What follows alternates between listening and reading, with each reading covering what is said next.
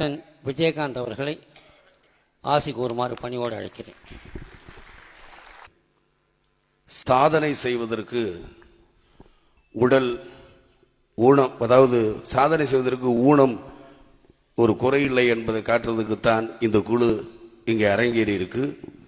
ஹங்கேரியில் 48 மணி நேரம் பண்ணாங்க. ஆனால் இன்னைக்கு நமது தமிழ் கலைஞர்கள் இன்னைக்கு 50 மணி நேரம் உலக சாதனை படைக்கிறாங்கன்னு சொல்லும் பொழுது மனசுக்கு ரொம்ப சந்தோஷமா இருக்கு. சந்தோஷம் நிச்சயமாக அந்த சாதனை இவர்கள் வெற்றியடை செய்வார்கள். பொதுவாக தமிழ்நாட்டில் சொல்லுவாங்க இரட்டை புலவர்கள் அப்படின்னு. முன்னொரு காலத்தில் இருந்தாங்க. அந்த இரட்டை புலவர்கள் எப்படின்னா, ஒருத்தருக்கு கண்ணு தெரியாது, ஒருத்தருக்கு கால் ஊனமாக இருப்பார். அப்போ கண்ணு தெரியாதவருக்கு பாதை தெரியலங்கிறக்கா கால் ஊனமானவரை தோலில் ஏற்றிக்கிட்டு தமிழ்நாடு புறம் பாட்டு பாடி இரட்டை புலவருங்கிற பட்டத்தை வாங்கினாங்க. ஏனென்றால் உடல் நம்மளுக்கு, அதாவது உடலில் இருக்கிற உறுப்புகள் ஒரு காரணம் முடியாது, மனது தான் முக்கியம் அப்படிங்கிறது தான். அதே மாதிரி நீங்கள் பார்த்தீங்கன்னா மங்கோலியா நாட்டு ஜெங்கிஸ்கான், நீங்கள் இங்கிலீஷ் படத்தை பார்த்து தயவுசெய்து தப்பு கணக்கு போட்டுறாதீங்க. அந்த ஜெங்கிஸ்கான்கிறவருக்கு ஒரு கால் கிடையாது. ஆனால் அவர் இந்தியா, ரஷ்யா, சீனா எல்லாத்தையுமே ஜெயிச்சிருக்கார். மங்கோலியா நாட்டு வீரர் எப்படி ஜெயிச்சார்? ஒரு கால் இல்லாமன்னா அவர் பல்லக்கில் தான் போவார். தன்னுடைய அறிவு திறமையை பயன்படுத்தி போரை எப்படி நடத்தணும்லாம் சொல்லி அந்த கால் ஒரு ஊனம்ங்கிறத இல்லாத அளவுக்கு இவ்வளவு பெரிய நாடுகளை பிடிச்சாரே ஜெங்கிஸ்கான். அவருடைய மனதைரியம் தான்.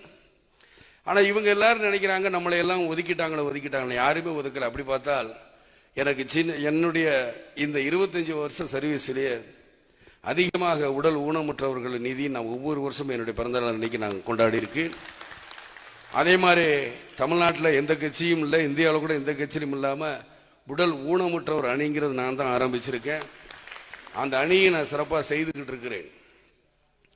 அதே மாதிரி இவங்களை பார்த்து தைரியம். இப்போ என்னை பார்த்து பார்த்தீங்கன்னா, நான் ஒரு அரசியல் கட்சி ஆரம்பிச்சுட்டு இங்கே பேசக்கூடாது இருந்தாலும் சொல்ல வேண்டியதற்காக சொல்கிறேன்.